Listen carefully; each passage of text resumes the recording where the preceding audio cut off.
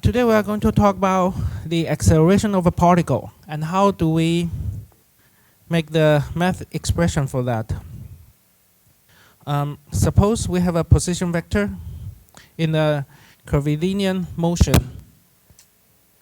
The position vector, or I have the components x in I direction, y in j direction, and z in k direction. When I take the derivative, I get the velocity vector. The velocity vector can be expressed as a speed times their unit vector. Okay, remember that the vector means that I have a direction and the magnitude. But if this is speed, then I only have a magnitude, no direction. So here I have a speed and the vector. Then I take the derivative again. I get the acceleration vector. This acceleration vector will be dv over dt. Think about this expression using the speed with the unit vector. Then here, because I have a function of t and function of t, the chain rule. So I take the derivative of the first term, keep the second one, plus take the derivative of the second term, keep the first one. So let me write it down. This is the unit tangent vector.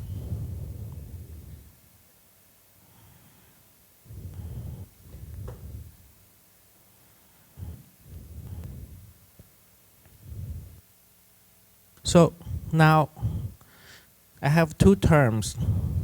First term, we just keep it the same. So let's just copy it.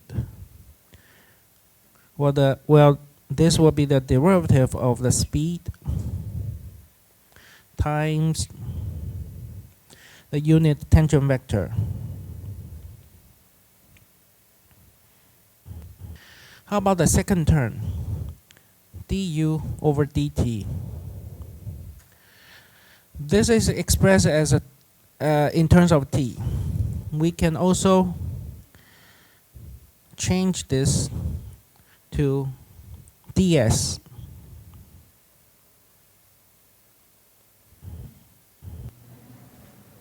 So this will be ds over dt.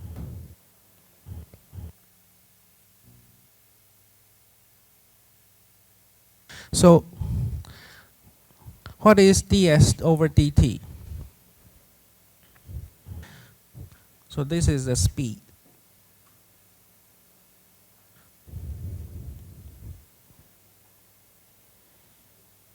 Okay, then we can rewrite the second term. I have vt times vt and then dus over ds.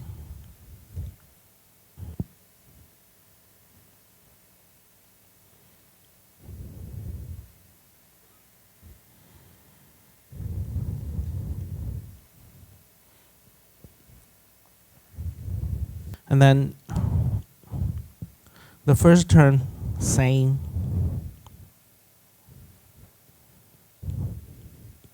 The second term, I have a v squared t. And what is the dus over ds?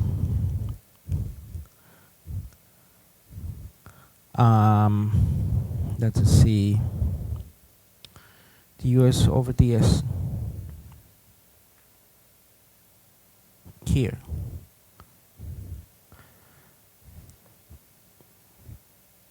Here and here we have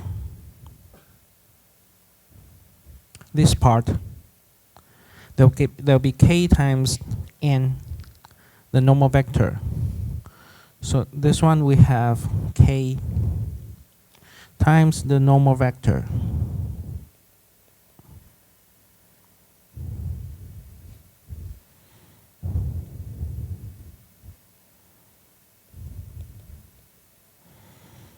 Okay, from this.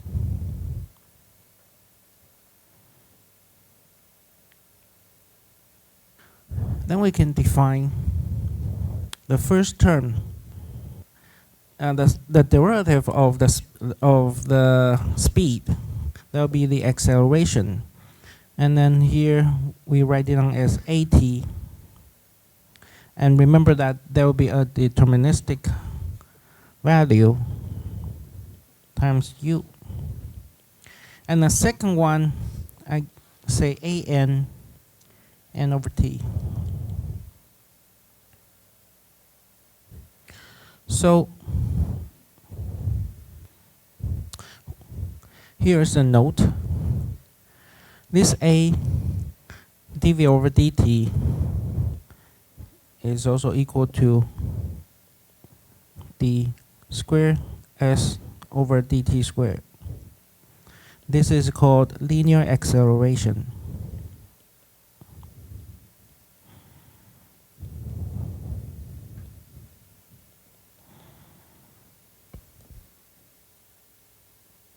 And the second term, an, that will be k times v squared. So v squared k. Or sometimes you may see it's v squared divided by r. R will be the k over 1 over k. And this is called centripetal acceleration.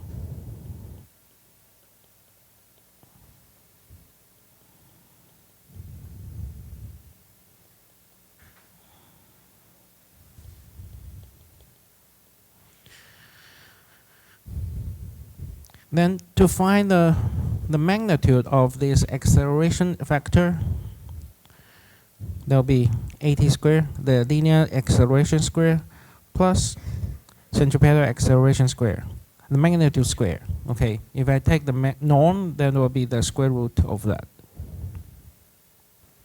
So if I have the curve, here is k.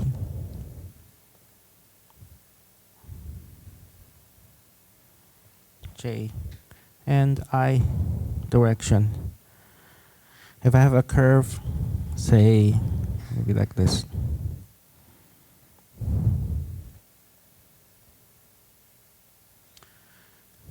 we have a tangent vector u,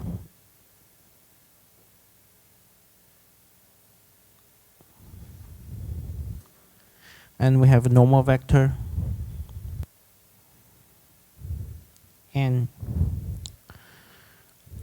and the acceleration a can be decomposed as the linear acceleration direction and also the centripetal acceleration. So here, suppose this is an, and then here's at, linear acceleration. Then we can also have a u and n as a coordinates. So the u and a, oh no, not a, the n, the normal vector. That is the curvilinear coordinates.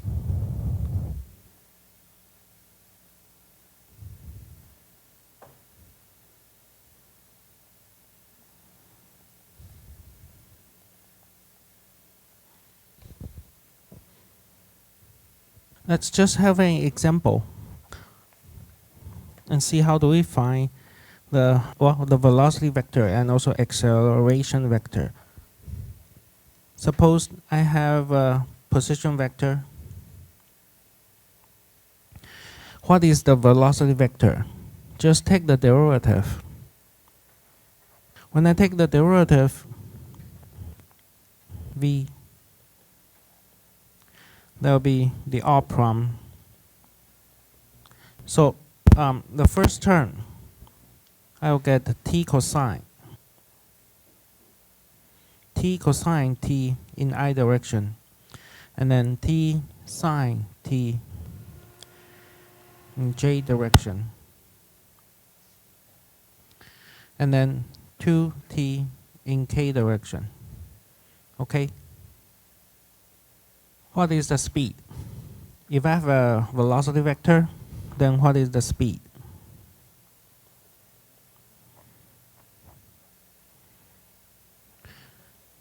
T cosine t squared plus this term square plus 2t squared, and then take the square root. Then you get square root of 5t. And this expression now is in t.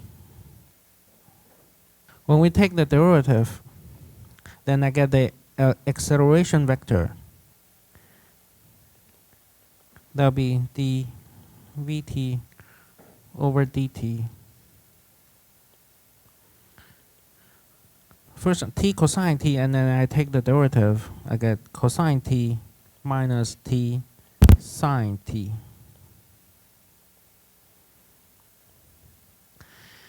And then for j direction, I have sine t plus t cosine t. In k direction, I have 2 only. 2 times in k direction. This is the expression of the acceleration vector in terms of t. Then we just learned that we can express the acceleration vector in terms of u and n for the curvilinear coordinates. So how can I express this acceleration vector into the curvilinear coordinates? So in terms of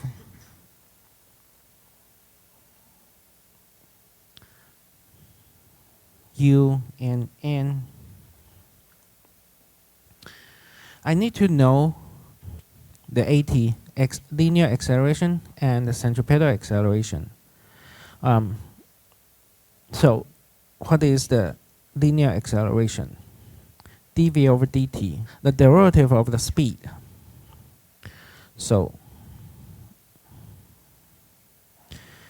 AT is dv over dt. That is square root of 5. How can I get an? Oh, then I need v, the speed. Okay. And I need the curvature. I also want to find the curvature. How do you find the curvature? Looks like you can do it, okay, at home. I don't want to do it right now because I know that I can get an, centripetal acceleration, in another way because I have a magnitude square for the acceleration. I have AT, I have A, so I can get an. So I don't really have to find the curvature. Okay, you can also check later on, you can find the curvature and they should be the same. So what is the norm of A? For the vector, we need a norm. If it is not the vector, we have a determinant. So this is square root of AT squared plus the centripetal acceleration square. That means an will be a squared minus a linear acceleration square, and that is t squared.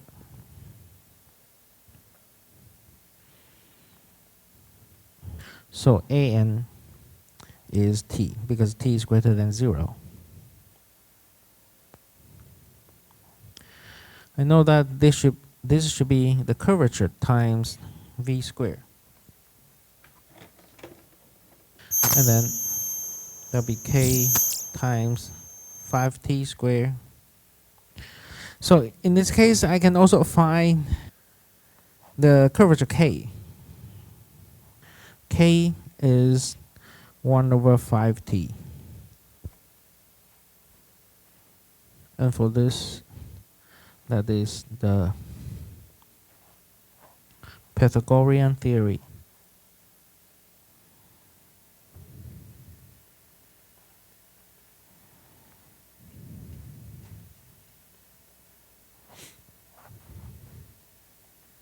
So we can express the acceleration vector in terms of u and n. So there will be square root of 5u plus t times the normal direction n, normal vector n. So now what is u and what is n? So the vector u, there will be the unit tangent vector. So r prom divided by the norm. So that gives you square root 1 over square root of 5 cosine t in I direction, sine t in j direction, and 2k. For the normal vector n, once we have the unit tangent vector, we just take the derivative and also divide by its norm.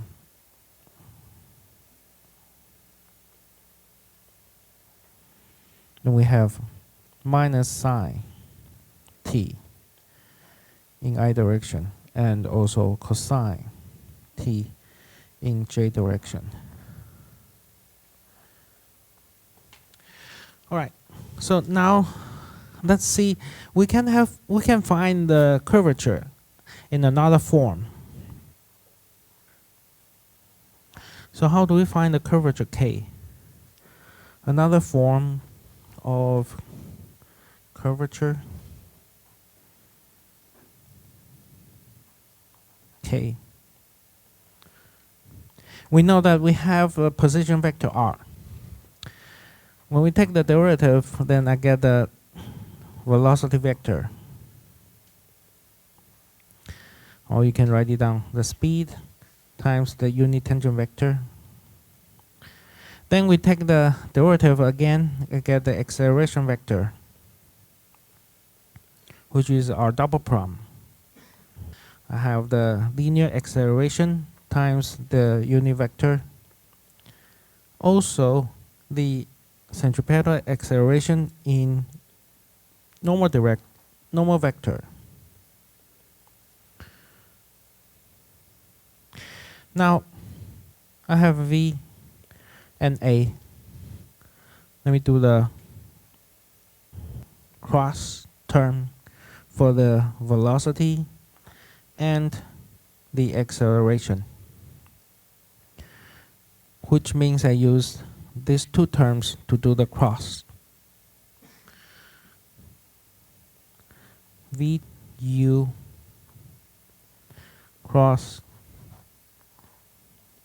AT in unit tangent vector, centripetal acceleration, and normal vector. So I put the, what is the u vector cross u vector? If two vectors are in the same direction,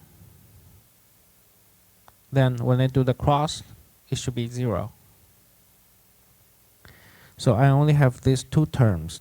So I can put the value outside VAN, and then I have u cross n. And it should be k times v cubed u cross n. Then we can get k, the curvature. So the curvature k, there will be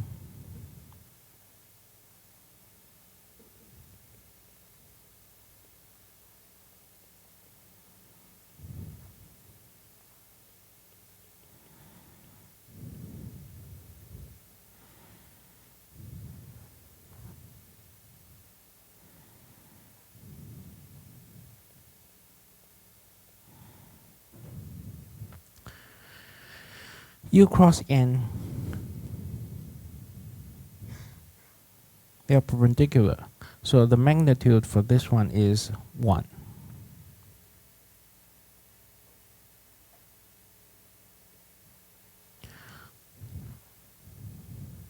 So here we have R prom cross R double prom divided by the R prom cube. So here we should know if I have A cross B in the product A cross B, that is the magnitude of A squared times the magnitude of B squared minus the dot square.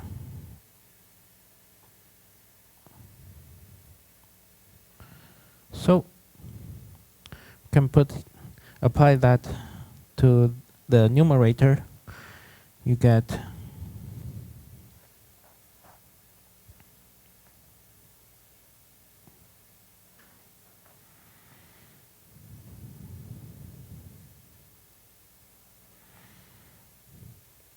R prom dot R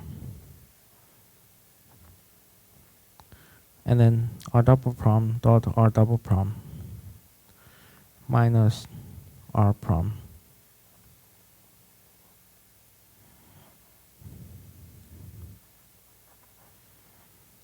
In the denominator,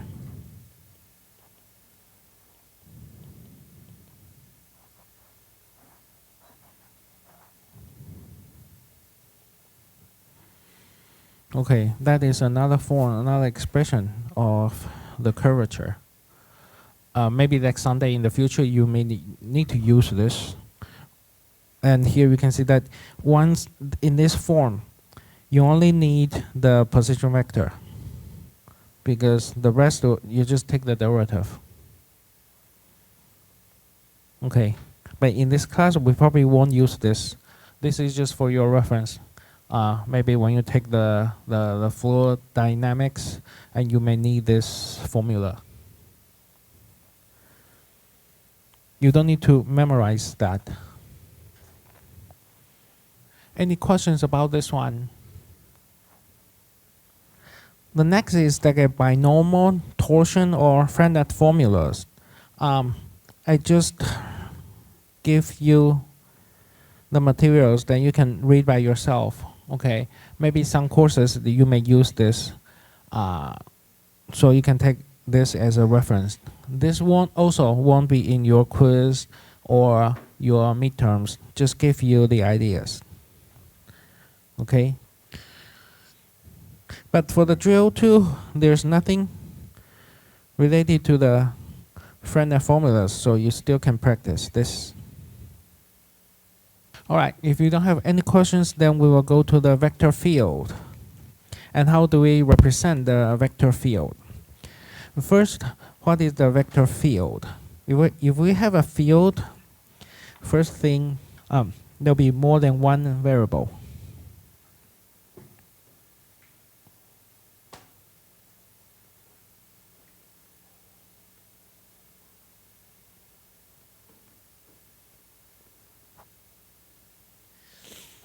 And what is the vector field?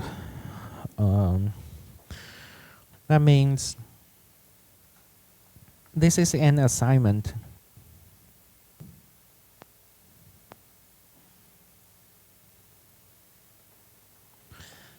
Of a vector. And for this vector, I will assign this vector to each point in a space.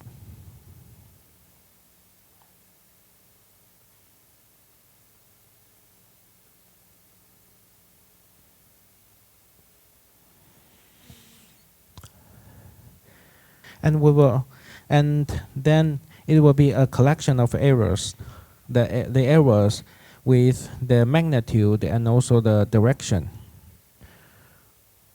And then each vector will be attached to a point on the plan. that will be called the plan vector field.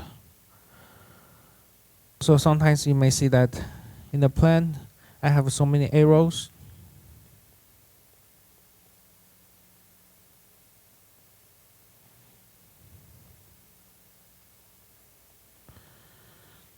Okay. This could be like a fluid, or the wind, or the gravitational force, anything that you will see that kind of like a map, and you will see so many arrows in that picture. That is the field. So for the planned vector field, we have two variables. If I have a space vector field, then I have three components. We can say, for example, like a speed. This is the speed and direction of a moving fluid.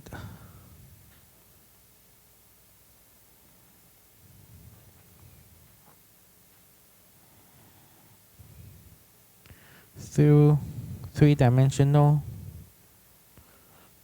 space, such as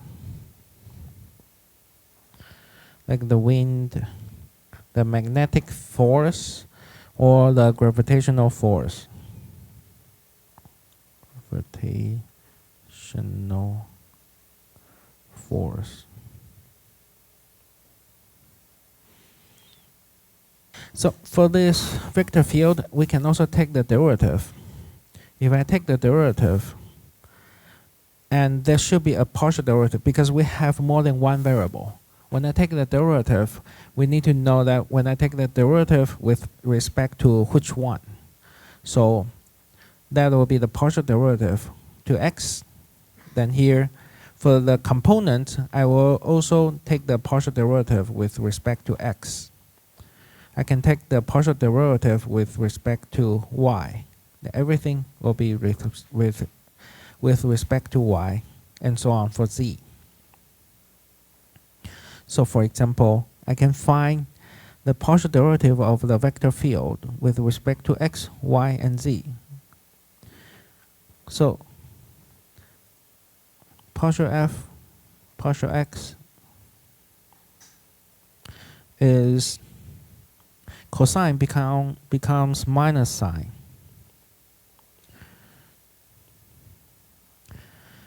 And the e to the minus x. So I have minus e to the minus x sine y. And there's no x, so in k direction that's 0. About partial f, partial y. The first term, no y, so 0. Here I have a sine y, so that becomes sine becomes cosine. E to the minus x cosine y in j direction.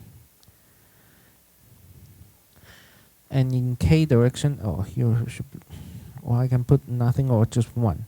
In k direction, I have minus y, so then I have 1k. Partial f, partial z.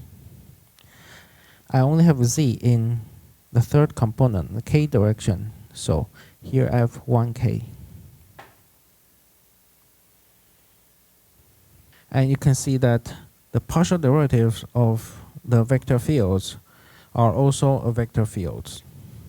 It may still have more than one variable. Okay? So now we know the vector field. It's just it is just like the vector, and for the vector, I will put this vector together. It's a collection of arrows. Then, what is the streamlines? The streamlines is that I have a curved C. This C is called streamlines of the vector field F. So if I have a vector field, so many vector this, and then it's a vector field f if and only if each point xyz of this curve, then the vector f is tangent to the curve. So it's a tangent to the curve. This will be the curve C. And this is the vector field.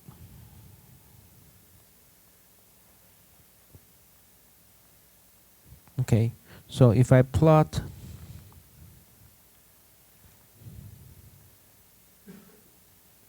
here Z, Y, and X.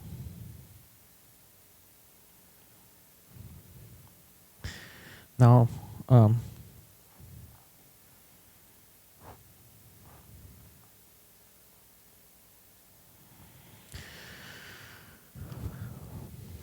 suppose here's the tangent vector.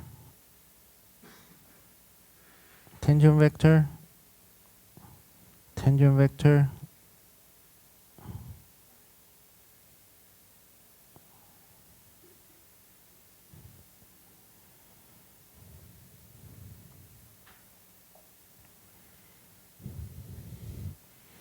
this is also tangent vector.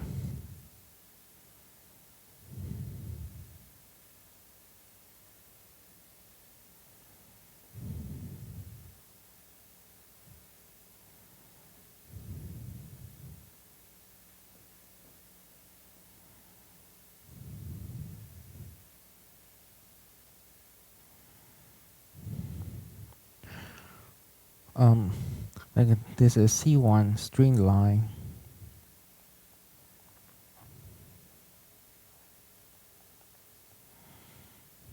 And this is another string line.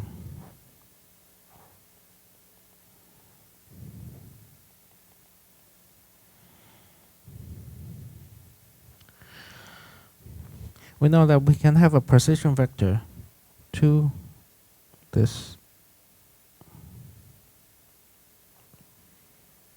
And then the tangent, this will be our prompt. We say that the C is a string line. If each point I have a vector that is tangent to that curve, and I collect that, then C1 is called string line. And you see that for this tangent vector, those are the tangent vectors, right? So for the curve C, for the string line, suppose this is a curve. Okay, so the curve, then I can express that curve using the position vector. When I take the derivative, that is the tangent vector, right? So this is a tangent vector. And I also say that the string line means that for all those tangent vector, then I can trace that curve. Then for this vector is called, well, this vector will be also tangent to the curve, which means that the R prompt and F will be in the same direction, but maybe in different scale. So R prompt should be equal to sigma, like some number, times the vector F. Maybe this is R prompt, and this is F. Okay, they are in the same direction.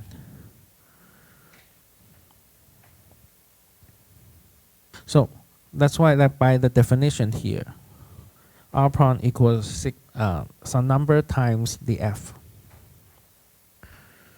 So that means this should be equal to sigma F. So sigma F1, sigma F2, sigma F3 in I, J, K direction respectively. Then it should be equal. So dx over dt is sigma F1, dy over dt is sigma F2. dz over dt will be sigma f3.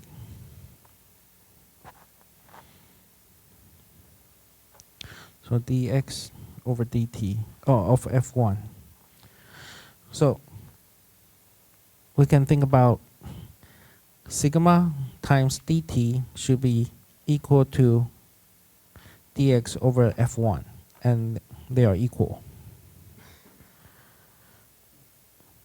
dy over f2 dz over f3.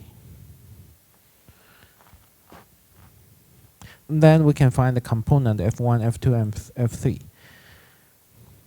We'll do some examples after the break.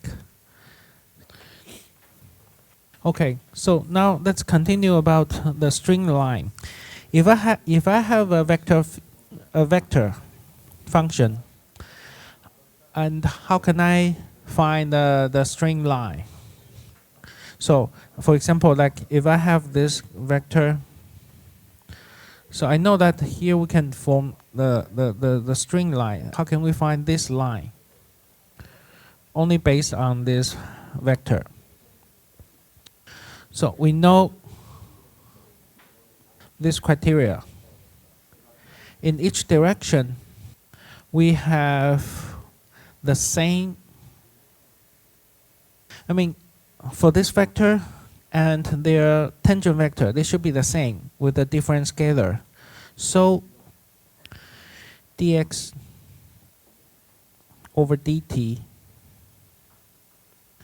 should be sigma x squared f1. Dy over dt should be sigma y, 2y here. And then dz over dt should be sigma times minus 1.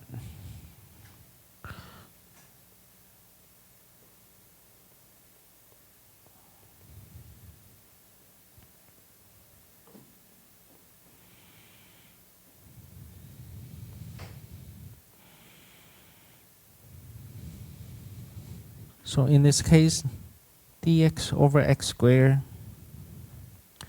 should be equal to dy over 2y dz over minus 1. If the x and y are not 0,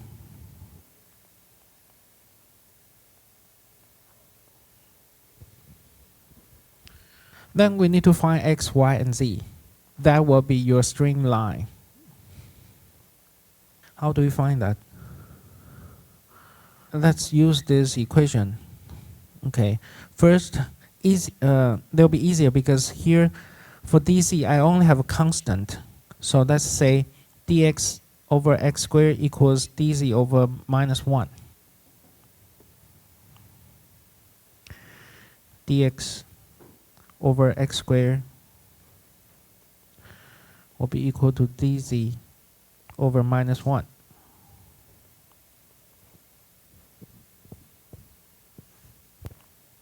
So minus, if I take the integration,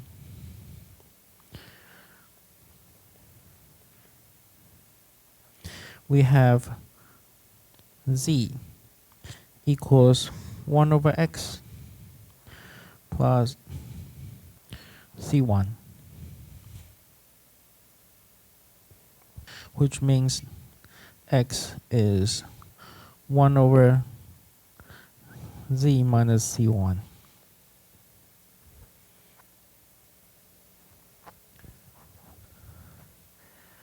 We can also use the second equation, dy over 2y equals dz over minus 1. Then we can also express like a y equals something about z. So dy over 2y, that'll be dz over minus 1. So z will be minus 1/2 natural log y plus c2. So y is e to the 2c2 e to the minus 2z. So we can have a parametric equations for these streamlines. The parametric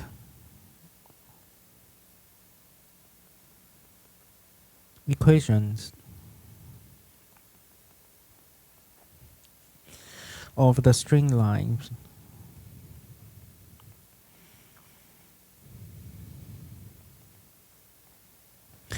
x is 1 over z minus c1, and y is constant a times e to the minus 2z, and my z is z. This part, what is e to the 3? E to the minus 0.3, or e to the 100, or e to the minus 2. You can see that there will be always a positive constant. So I just changed that to a. To determine this constant a or c1, suppose if this string line will pass through a specific point. Suppose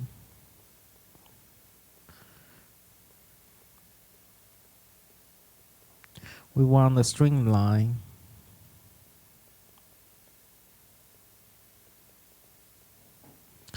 through, say, minus 1, 6, 2. Then bring this back. You will get C1 equals 3. And A equals 6 times e to the 4. So your parametric equations of the streamlines through minus 1, 6, 2 is x equals 1 divided by z minus 3. Y equals 6 times e to the 4 minus 2z. And your z is still z as a parameter. So z serves as the parameter.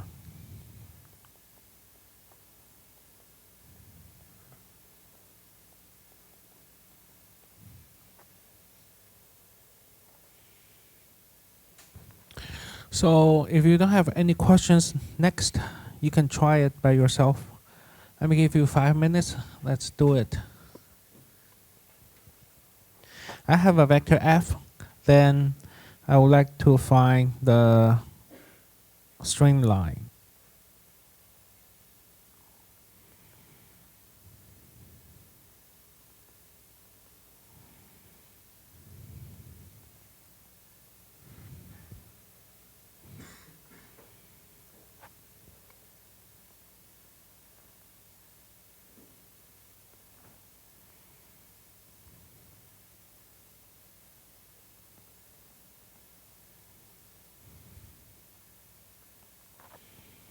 First, what is dx over dt? 0, right? dy over dt. Yes. Minus sigma y. Minus sigma y, good. And dz over dt? Sigma z, right? Okay, then what is next? X equals what? Y equals what? And also z equals what? Well, for this case, no matter how y and z are, the x is a constant, right? And how about this two? So for this two, dy over minus y equals dz over z. So overall, x is constant. How about y and z? If I take the integration, I have y z equals another constant, right?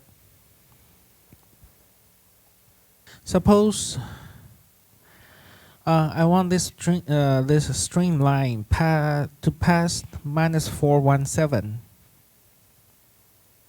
To find a streamline passing -417, then we can get C1, that'll be -4, and the C2 will be 1 times 7 will be 7. Okay,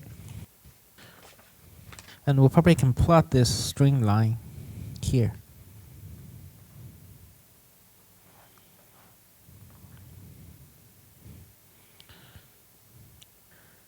And x. X is always -4. So, or this minus x. So here, suppose this is -4. And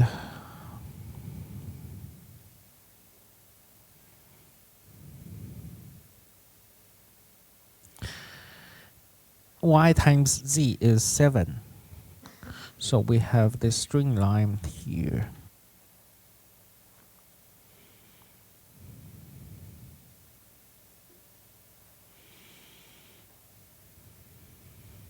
So this is like a hyperbola.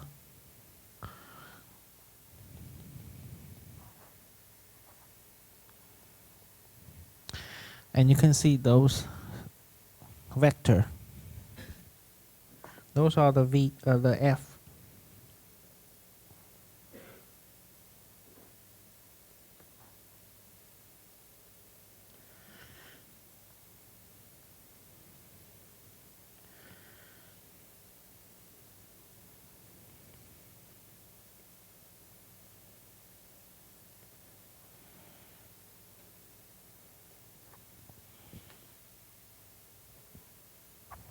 Okay.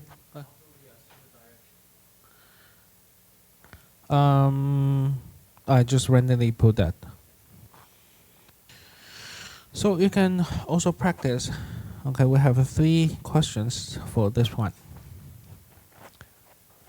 All right, next we need to know the gradient, because we will use that in when we remember when we talk about the partial differential equation. So what is the gradient? And I think you probably have already heard about this when you are junior high or senior high, or even in your calculus or the physics. But we just quickly review this. We need to define a gradient operator. This is the gradient. This is called del operator.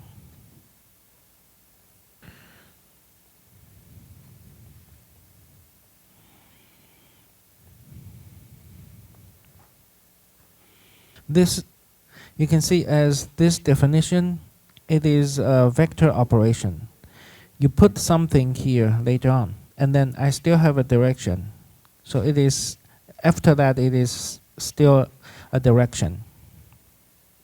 So I say that the gradient of a scalar field, this is a scalar field. Scalar field means that it is not a vector. There's no direction. So the gradient of the scalar field, we will define that as del phi will be phi here, so we'll put phi all here.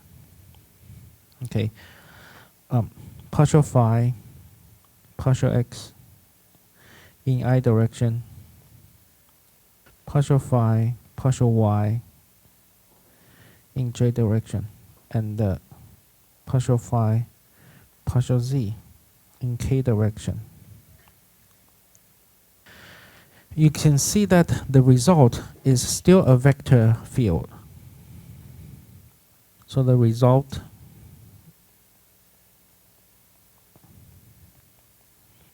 is a vector field.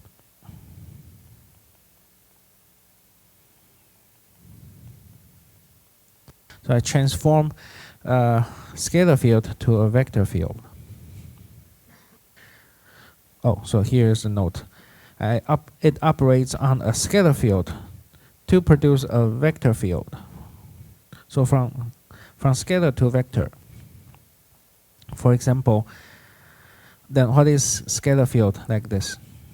Okay, give you this equation.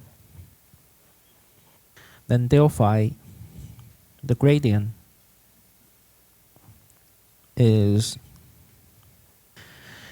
partial phi partial x. When I take partial x, I have 2xy cosine yz in I direction. Now partial phi partial y. So I have y times cosine yz. Then you need a chain rule many times. You should get x squared cosine yz minus x squared yz sine yz in j direction, and then minus x squared y squared sine yz in k direction. So suppose I have xyz. Let's plug in xyz for as 1, minus 1, and 3. So x equals 1, y equals minus 1, and z equals 3. I have minus 2 cosine 3 in I direction. In j direction, cosine 3 minus 3 sine 3 in j direction, plus sine 3 in k direction. Then what is the meaning of the gradient? And here we have the physical meaning of gradient. First, let's see what is the gradient and also directional derivative. I have a scalar field phi, and p naught is a given point. So I have a given point in this scalar field. Then we want to find the rate of change at this p naught. So in this direction, this one here or here. We want to evaluate the rate of change along the direction. So if I have a specific direction here and I have p naught, I want to find a gradient. Okay, that is the, well, if we want to evaluate the rate of change at p naught in that direction, then we take the gradient. And later on you will see this is the maximum rate of change. This u, it's called directional unit vector.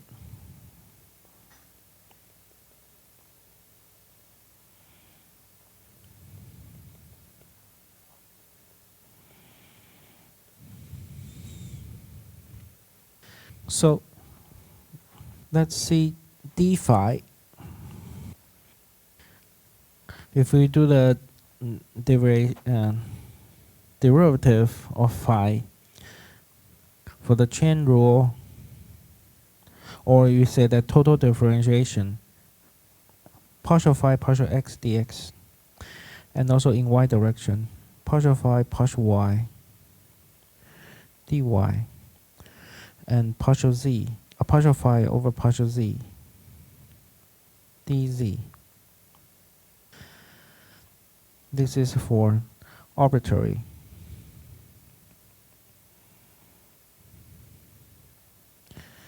Dx, dy, and dz. Then now I want to take the derivative along a direction. Okay, say along the direction u.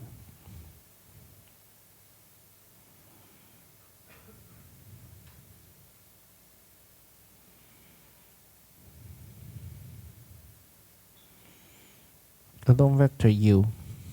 So let's plot. Here I have p naught. That's x naught, y naught, z naught. And this point is x naught plus dx, y naught plus dy, z naught plus dz. And this part is ds. And here's the direction. This is the u vector. I want to find the rate of change at p naught in this direction.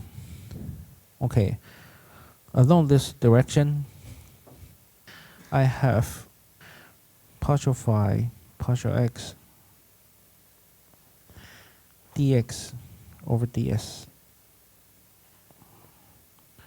partial phi, partial y, dy over ds, partial phi over partial z, dz over ds. So that'll be partial phi, partial x, dx over ds. There'll be, suppose, oh, I have u1, u2, and u3. So here will be u1, partial phi, partial y, u2, partial phi, partial z, u3. And this is del phi inner product u vector.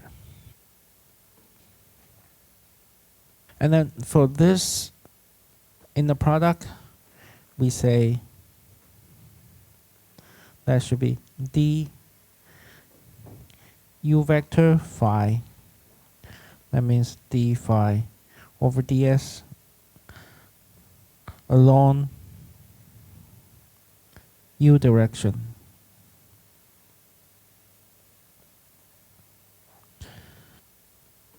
Del phi in the product u.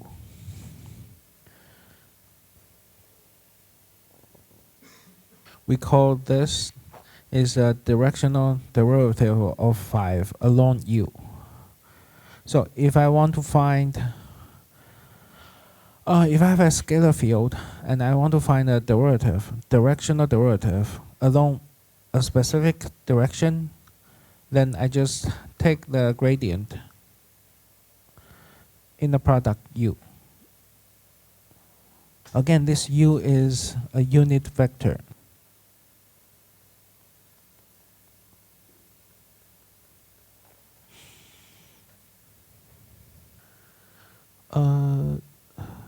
Yeah, later on we will see that it's for the gradient. It's like when you're on the top of the mountain, and now you have several paths that you can go down, and which path can save you more energy or save your time. Take the gradient. Okay. Next theory, next page, we will see that this gradient is the maximum rate of change. I'm not sure that if we can talk about that today or not, but not, then we will talk about that on Wednesday. So before that, let's see this example. I have scalar field, then I want to find this directional derivative of phi along the u direction. And now I also have a point p naught. And you see that now so far, when we talk about this, I say that this is a unit vector. This one, is that a unit vector? No. Right? Not a unit vector. So what should we do?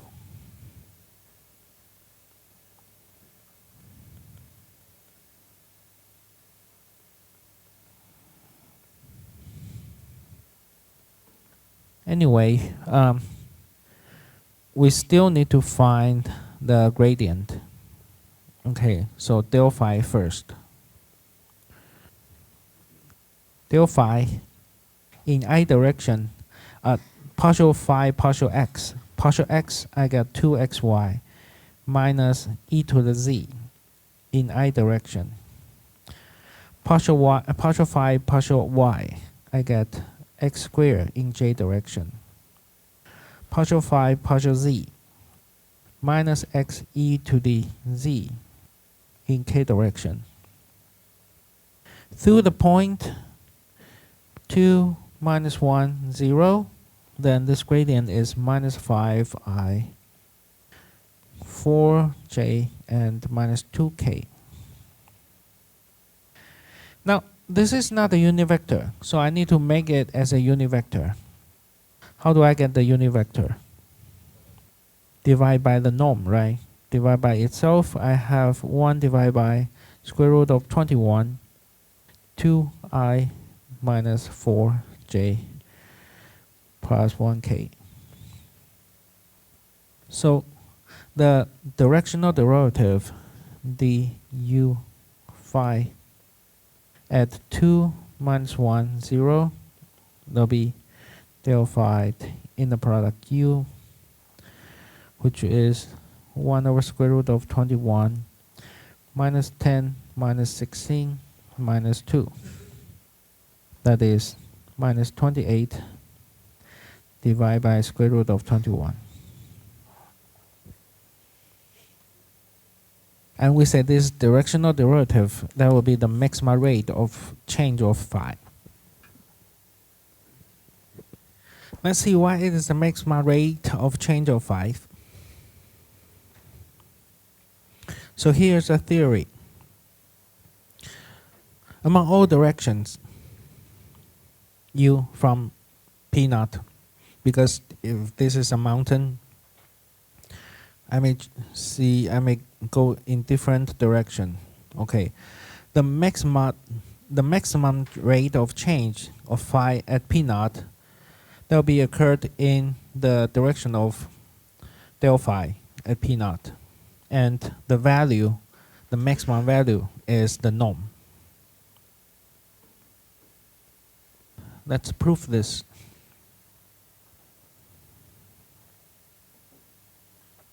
At P naught, we know this directional derivative, that's del phi at P naught, inner product u. When we do the inner product, that means this is the A inner product B. There'll be the magnitude of A times the magnitude of B times cosine theta. Cosine theta means this is del phi at P naught, and this is the direction u. Between that, we have theta. And now, u is a unit vector. The norm is 1. Then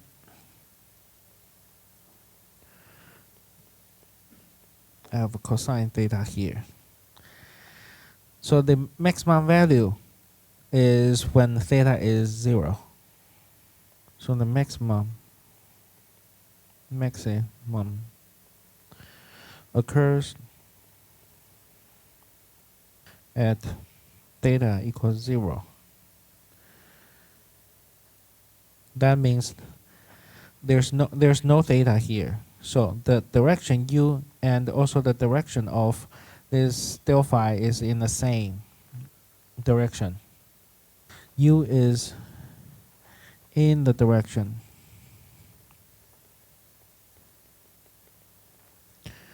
of the gradient at P naught.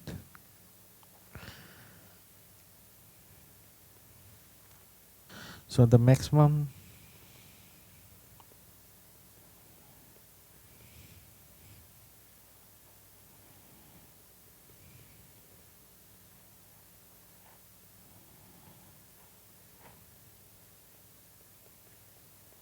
here is the maximum.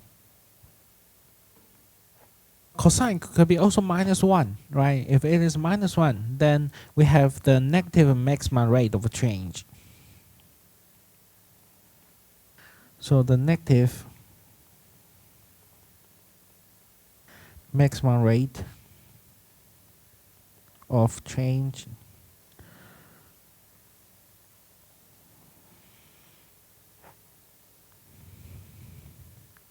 occurs at pi, when theta is pi, which means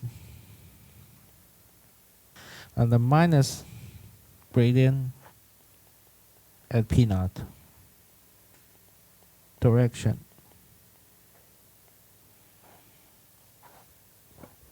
Let's do this example, then we can finish today's lesson. So I have a scalar field and I want to find the direction. Okay, for this point, then I have the greatest rate of change.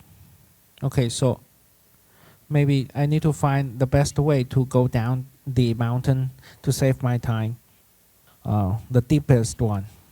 So here I need a del phi. For del phi, I have a 2z in I direction and z to the 2 e to the y in j direction, and also for z, partial phi partial z.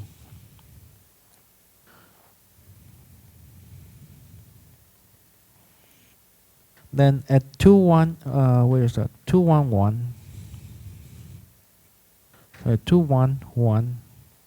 That is 2i e to the j. Oh no, e in j direction, and 4 plus 2e in k direction. Then what is the maximum rate of change?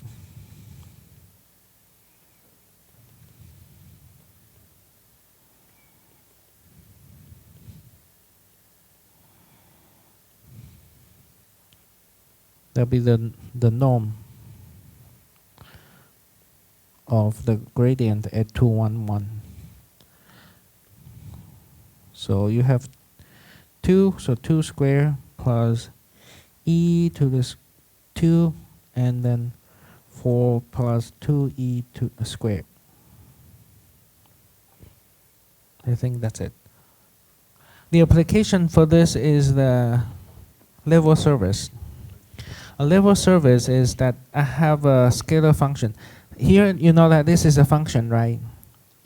So if I have this is like 2x plus 3y squared, maybe you have some shape. Okay. Now if I that the scalar field equals a constant,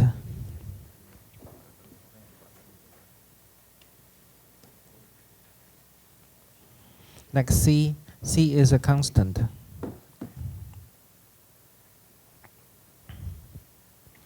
That is the level service. For example, in 2D case, if I say phi of xy is c, and c is constant, then here you can see the contour. So, for example, like this scalar field is C naught, so this will be C naught and C1, different constant, and this is the contour.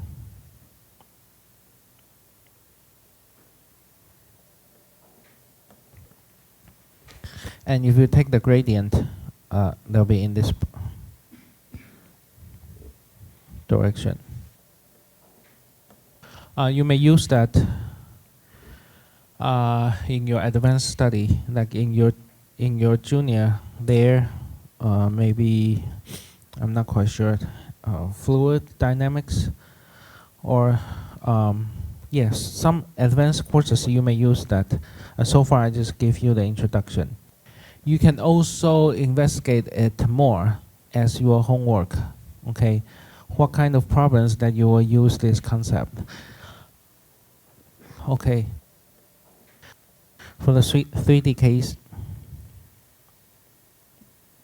if the scalar field is x squared plus y squared plus z squared, and now we let phi equals a constant c, which means x squared plus y squared plus z squared is C.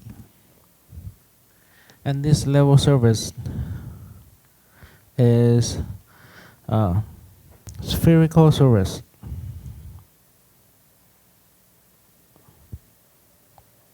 The level surface is spherical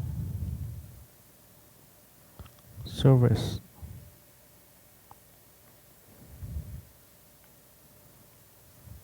And I think they have the same gradient because the scalar field is a constant.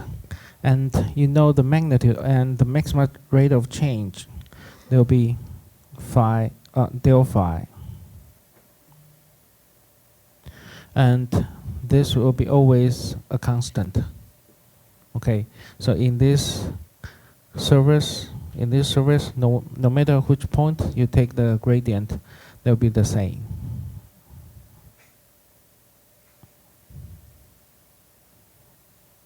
Okay, so you can think about this as collecting all the same gradients together. They will make like a surface,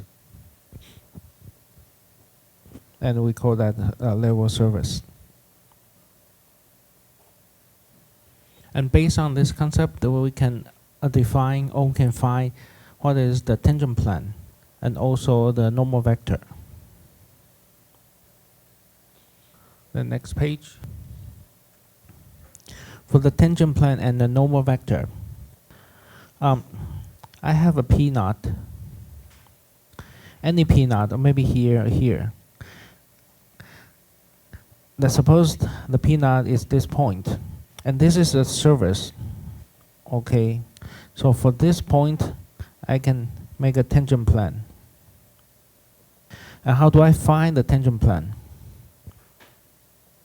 Suppose we have the phi, the scalar field, and phi is a constant. Well, you know that to find the tangent plane on the surface, it's like if I have a point here.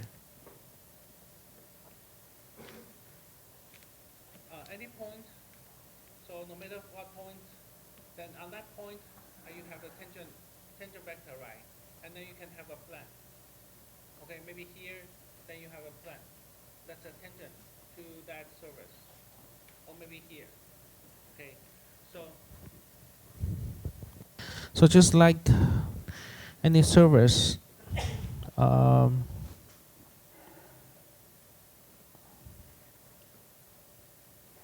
maybe this point, I can get a tangent plane. To get how do we get the tangent plane? Let's see. If phi is constant, then d phi will be 0.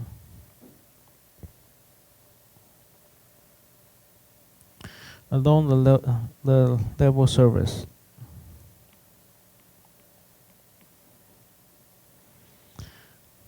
D phi means partial phi, partial x, dx, plus partial phi, partial y, dy, plus partial phi, partial z, dz. For this part, we can think of del phi in the product, dx in I direction, dy in j direction, and dz in k direction. What is del phi? Go back from, if I have a del operator, okay, this one, and then del phi, just put phi inside. So this is del phi. Okay. Del phi, and then in the product, another vector, Maybe let me just write it down. What del phi is. So here the del phi is partial phi partial x I plus partial phi partial y in j direction plus partial phi over partial z in k direction. So when I have this term inner product, this one, I'll get d phi, right? Then this is, we can say del phi, and for this new term, so here we have del phi inner product. This part is because I use green for this vector u. So here's u vector, and this should be 0. Okay, because this part is d phi, and d phi is 0. So this should be 0. That means this expression a vector A inner product vector B is 0. So del phi is perpendicular to this vector u. So I have a level surface, and this is my P naught. Any point, okay, on the surface. Then for this point, I want to get the tangent plane. To get the tangent plane, I take the derivative, and we found that if I take the gradient, and also I have a vector u, do the inner product, it is 0. First, this u vector is not a unit vector, okay, but it is a vector tangent to the surface, the level surface at P naught.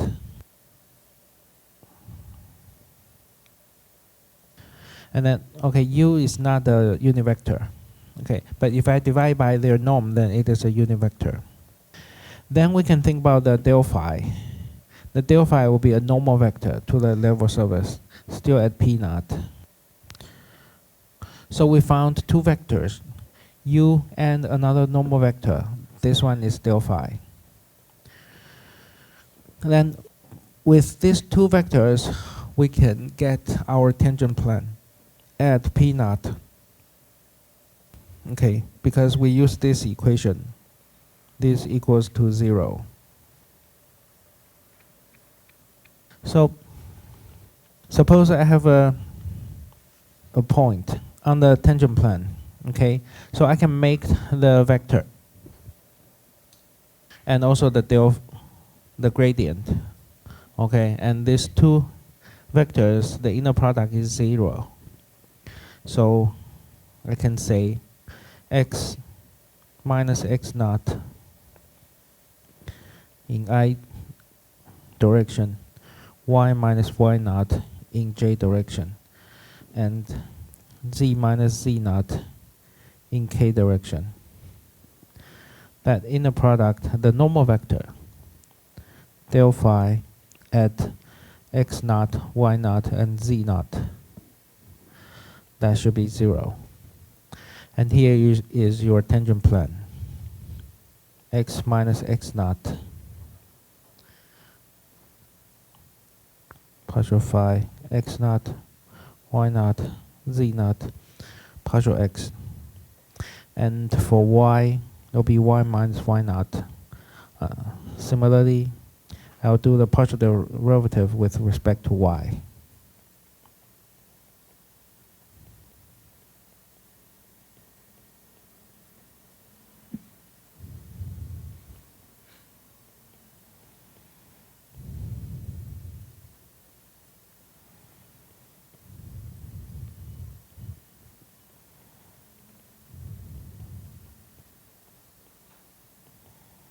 That should be equal to 0.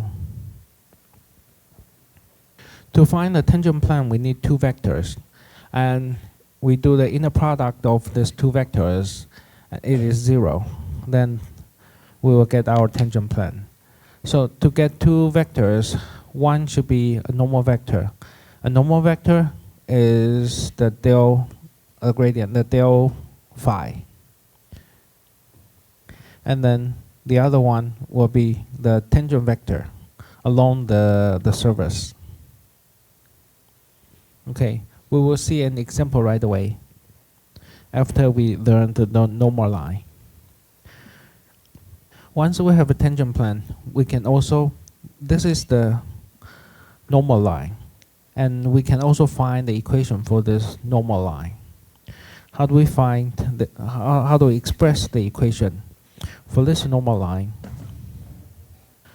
We know if I take the gradient or the del operation, then it is perpendicular to the level surface at P naught.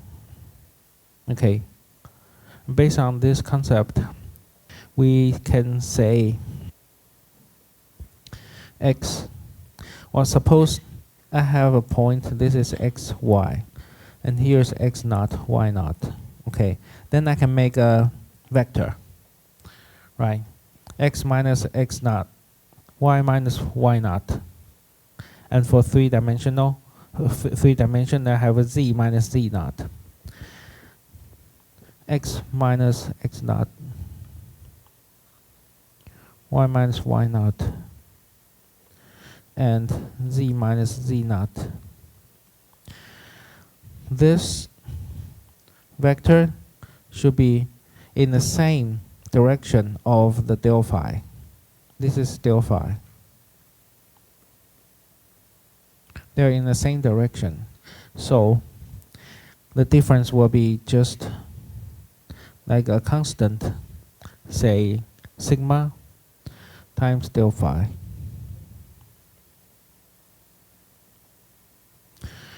That means maybe this vector is 4 and the del phi this vector is 2. So I have constant of these two vectors. The sigma is the parameter.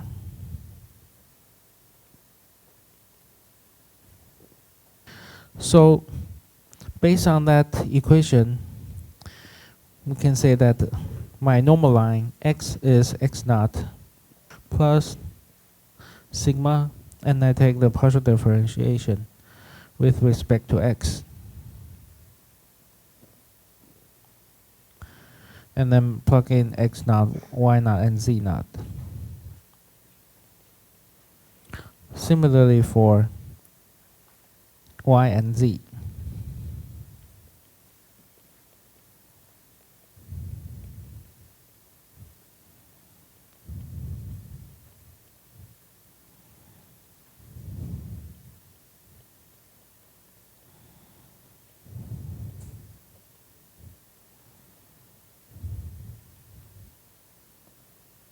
Okay. Now we just learned how do we find the tangent plane and the normal line. Let's see this example. Consider this scalar field. I want to find the normal vector and the tangent plane at specific point 1 square root of 2.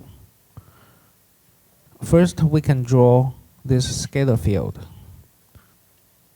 So this scalar field here, z equals square root of x, because this will be a constant.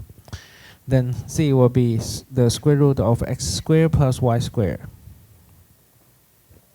Okay, if this is 0, then here is the top. Okay, it's a cone. 1 square root of 2, probably here. Now, I want to find the tangent plane and also the normal line. How do we find the normal line?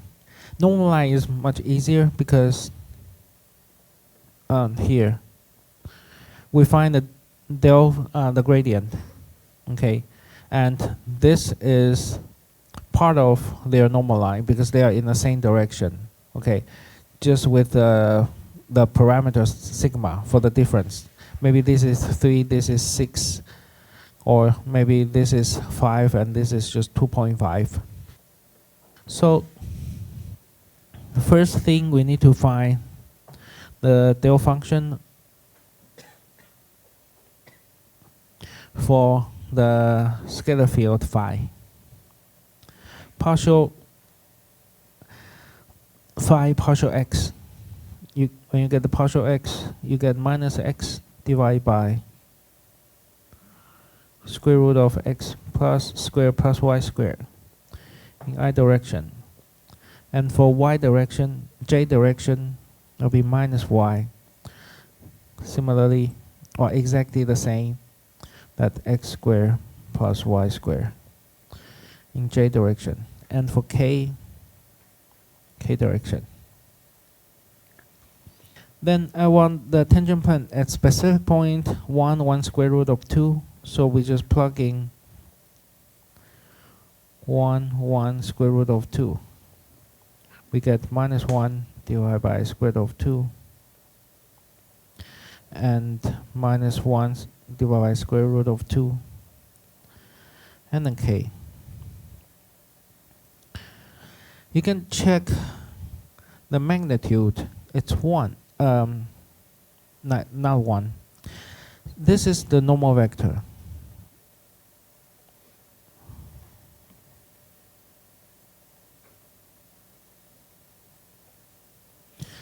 So if this is normal vector, then the normal line based on this normal vector, it is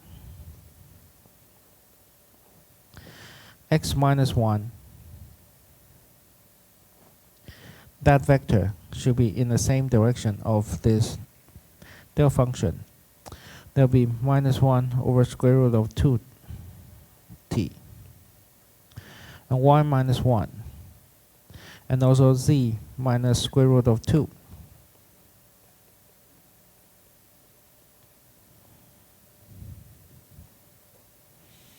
Okay, t is like your sigma parameter.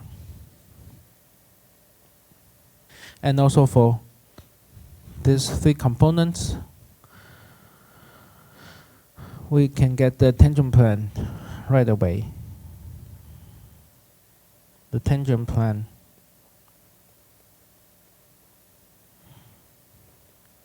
at 1 square root of 2 is minus 1 divided by square root of 2 times x minus 1. For y, it is also minus 1 over square root of 2. And y minus 1. And for z, there will be 1. So 1 times z minus square root of 2. It should be 0. That is your tangent plane.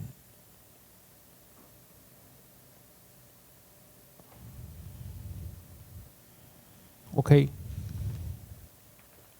You can also practice that to find the tangent plane and normal line, okay, through these 3 practices. It's not that difficult, okay. To find the tangent line and also tangent plane and normal line, you only need to find the 2 vectors, especially for the normal vector. Once you have a normal vector, you get enough information to get your line and also plane. Okay, the last part is the divergence and the curl. Later on you will learn divergence theory and Stokes theory, and we may use this as well. So what is the divergence of a vector f? F is a vector field. So the divergence of f, if f is a vector field, okay, with 3 components, then divergence f means the del operator inner product f. When you do the inner product, okay, when you do the inner product, what do you expect? After the inner product, you'll get a scalar, right? It is not the vector anymore. So when you take the divergence of the vector f, it becomes a scalar field. Okay, it's from vector field to scalar field. So let's see this example. If I have the vector f, when I take the then what is the divergence of f? Del function, del operator in the product f. That's partial 2xy over partial x. Partial xyz squared minus sine yz over partial y.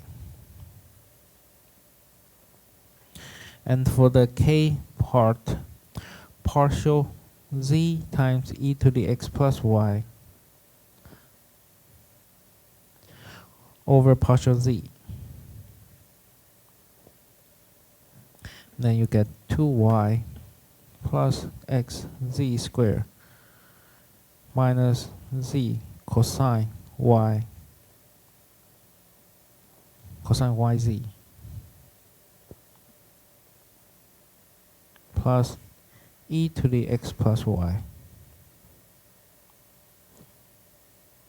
So here you just learned what is divergence. Divergence of the vector field f will be the del operator in the product f. So the vector field becomes a scalar field. And later on we will learn the divergence theory at the end, probably a month later. Okay. The next one is the curl. Instead of taking the inner product, we do the cross product. So the curl of f, that will be the del operator, cross product the vector field f. When you do the cross product, then the result is still a vector. So we can say that the curl produces a vector field from a vector field. The divergence of f is a scalar field from a vector field. Okay. And the gradient will be a vector field from a scalar field. Okay, the gradient will produce a vector field. Okay, I give you a scalar field, and when you take the del operation, then you'll get a vector field. So if I take the cross term, okay, the cross product, this expression can be written as a determinant of your I, j, and k, partial over partial x, partial something over partial y, partial something over partial z, and f1, f2, and f3.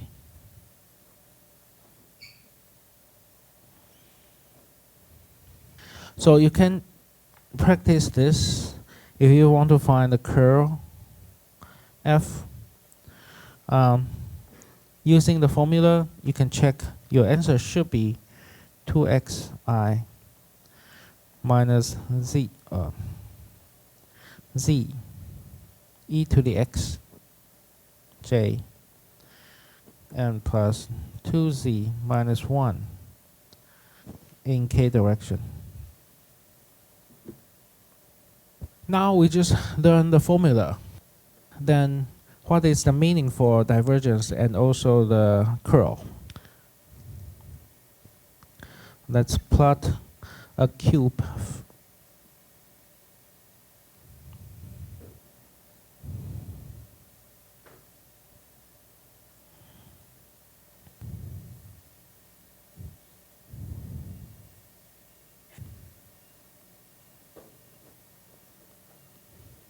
Okay, so here I have del z, del y, and del x. And here I have x, y, z. Okay, so First, what is the divergence? The volume in should be equal to volume out. The flow of volume. Okay, so I have a flow rate. Or we call, sometimes you can see that in textbook, so it's called like volume flux.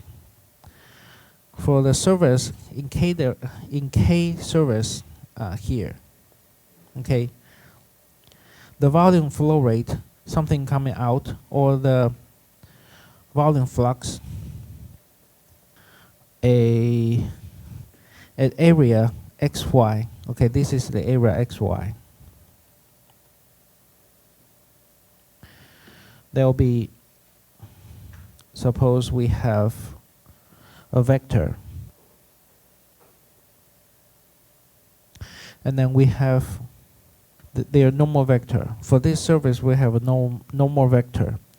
This plane, the normal vector is k, and here the normal vector is minus k.